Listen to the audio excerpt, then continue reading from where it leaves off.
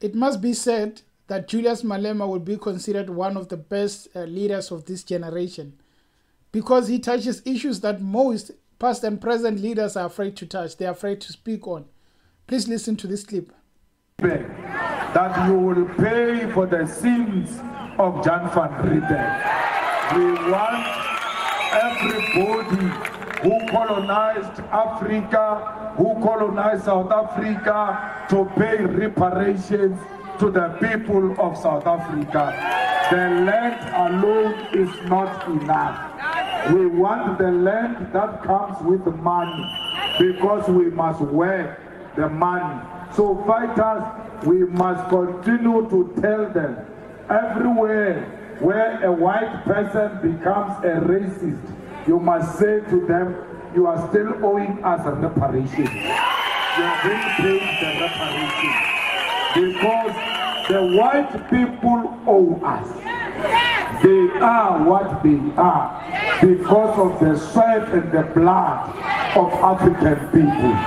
All of this, Johannesburg, you see, with the big buildings, these were not built by white people. They were built by our parents who were exploited, who were not paid anything, who were treated like slaves. So we want reparations because we are being owed. Those who have not paid our great parents, they shall pay us on behalf of our great. You killed the father of my father, the father. So we are still on that thing that our great fathers and mothers fought for. It has not been achieved. We remain a conquered nation, but we refuse to die a conquered nation. We are fighting because we are children of warriors. Our great-grandfathers were never cowards. They fought the armed soldiers of Britain with spears only and killed many of them. So we come from those types of people. We are not barbaric. They say when we sing, kill the poor, kill the farmer, you will go and kill Boers.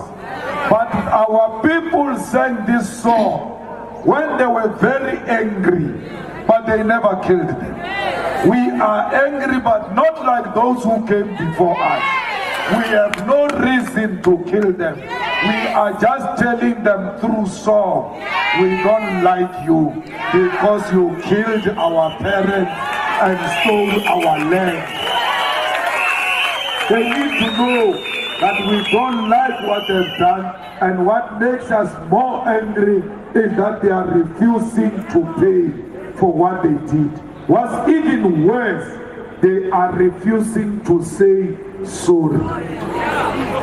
He says to me, I must take a pledge that I will not call for the killing of white people, when de Klerk and Botha and Malan have never taken a pledge that they will never kill black people. They killed our people. I will never take such a pledge. Why would I do that? So they must apologize and take a pledge that we denounce what our great-grandfathers did, and we pledge that we will not do what our great-grandfathers did to our great-grandfathers.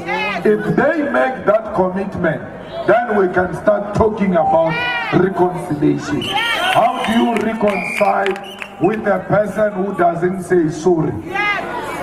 Even at home, the first sentence when you are wrong is sorry. Then you can talk about other things. So the whites have become so arrogant. They want us to say, we are taking a pledge, we will not kill you. But we have never killed them. They have killed us. And they've never taken a pledge, even after 1994, that they will not kill us again. If they get an opportunity, these people will kill us again, because that's how much they hate us. How do you demand peace from peaceful people? We are peaceful people, and our peace must never be confused for cowardice. When the need arises, we will die for this land, but we will not die without putting up a fight. We will fight and we will die with our boots on. You must never surrender to a white man. You must never die in front of a white man, being on your knees, asking for forgiveness. When he wants to kill you, you must tell him, shoot me on the head, not at the back, so that my people can see I was not running away. I confronted death, and I was never scared to die. One of those speeches, when you look at it, many would say it's really trying to push people to start violence, but it's not.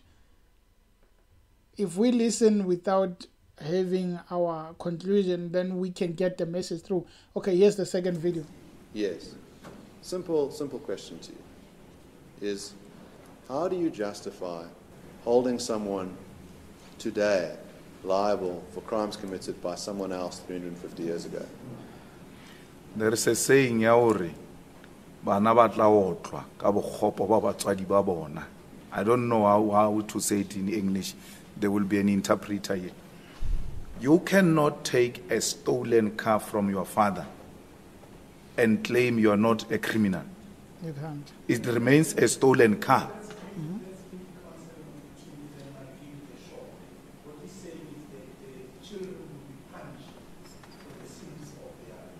Children will be punished for the sins of their... When you steal a car and you pass over the car, to the stolen car to your children, it makes that child a criminal as well, because it's in possession of stolen goods. And that child passes that car, or doesn't even pass that car. He sells that car to go and buy another car with the money of stolen goods. It remains a stolen good, the property you bought. With the money stolen, got from a stolen goods. You are in possession of stolen property. Return it, please. Your parents have left you a very bad name. And don't blame it on us. But I asked a question earlier. Reparations are paid. I'd like to stop you right there. Why I have the name that I have is that my grandparents fled Nazi Germany and sought refuge in South Africa in the 30s to avoid extermination. Now, the witness has brought up my name, and I will use the opportunity to respond to it. I never brought your name. You did. I never brought your name. I've never brought your name. Perhaps I have a solution to this. The witness testified at least 3 times yesterday that when he says you, I'm talking about your client, 3 times. The second point is we're getting into a debate, and perhaps it's an opportune time for us to take the tea break as well. Yes, madam. Let's take the tea, gentlemen. I want to ask to complete on this one. Are you completed on this question? Because I wouldn't want to take further stuff. Yes. Well, then let's finish the question. When you said your name, are you referring to my surname of Oppenheimer? No. You see, if he's going to be personal with me like that, I'm going to take a big issue. Yeah. I've never brought Oppenheimer's name. I don't even know his name. I don't know. I've never, my Lord, called him by name. I've always referred to him as you, and I clarified it that I'm referring to a client. When you said your name, what are you referring to? What do you mean? You testified now, your name. Now, what are you referring to? Your name, Oppenheimer. No, I'm asking you. I'm giving you an opportunity to explain what it is you mean. You said your name. Oppenheimer. Explain what you mean. Perhaps. If I can assist your Lordship, Yes. The witness clearly struggling with the reference to your name. So the witness's testimony earlier was, your fathers, your parents have left you a bad name. Yes. And now witness perhaps now has context of what is meant, and then perhaps can respond. Yes, my Lord. When I say your name, I mean them as white people. Your parents have left you a bad name. So that is the context I'm using it. So please, if you are going to be a legal representative, you are going to have to reduce yourself from this case as an individual. Remove your emotions and deal with me as a professional. Because if you are going to come to me as a personal person, individually, I will no longer look at you as a professional. I will decisively deal with you as an individual.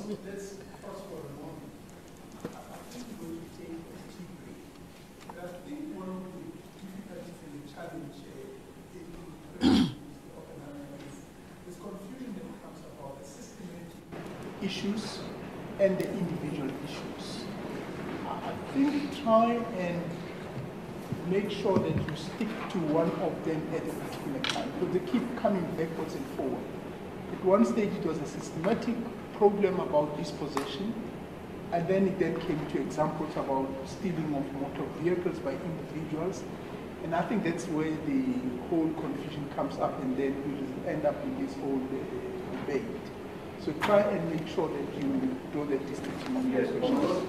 My point is that why this line of questioning is to show that what's being done is to hold individuals liable for the sins of their fathers, as the witnesses testified. And I appreciate the clarity. In other words, when he says your name, he means the bad name of white people, and he's not referring to my surname. And I take that evidence as it is stated. But my lord, I was interrupted here on a point of reparations. We have seen countries paying reparations. Generations way after those crimes were committed to those nations. The current generation taking responsibility for the sins committed by generations centuries ago. And that argument has never arisen. That no, why are you blaming us? Why are we the ones who are paying for the sins of our parents? So this matter that why are we paying for the sins of our parents or grandparents as the current generation is neither here nor there. You have inherited the debt and you shall pay the debt. So, as I was trying to show what Julius is saying about reparations, I started by saying this guy is going to be considered one of the best leaders in Africa, if not worldwide, because a good leader is the one who doesn't want to be celebrated and be liked by everyone.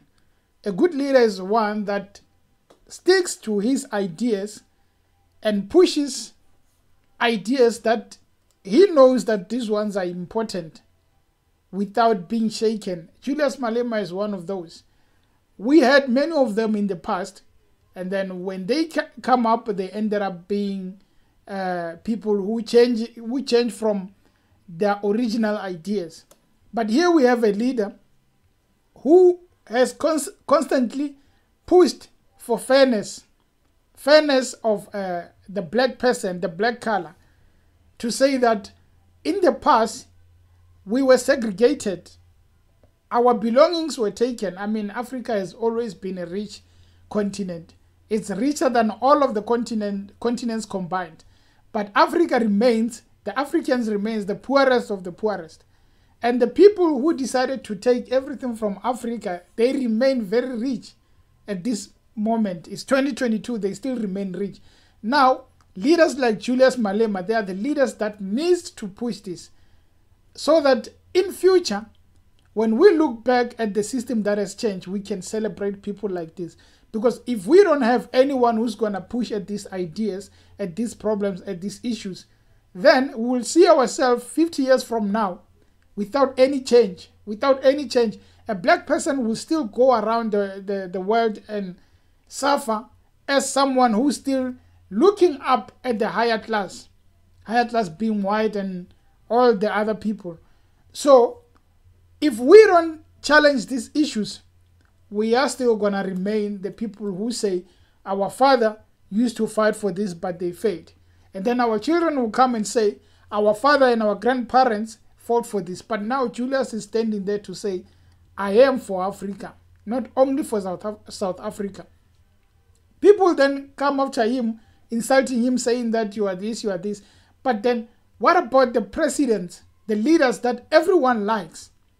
Those leaders are just hypocrites. We can see it in South Africa. We have one at the moment who's liked by many, but hasn't done anything for us. So how about the one who's hated by many, but pushes for important issues that if we focus on them, change can be made? Of course, reparation issue, they are definitely gonna give us anything. They're not gonna give us anything, but the mere fact that he's touching on that is to say that let this nation, let this continent be fair.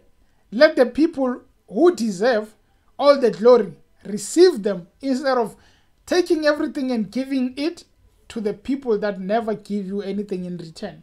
I salute this man. I would say young man, but he's older than me. It wouldn't be fair to say that. But I salute Julius Malema for what he's doing. And to be fair, if South Africans wake up and if ANC doesn't do anything about their rot, EFF might one day wake up as the leading party. And we will see what happens, whether Julius Malema becomes the best president or the worst. But at the moment, he's pushing important issues that if we listen to without being biased or anything, we will understand this guy is for the people. Thank you for watching, guys, and please subscribe to the channel.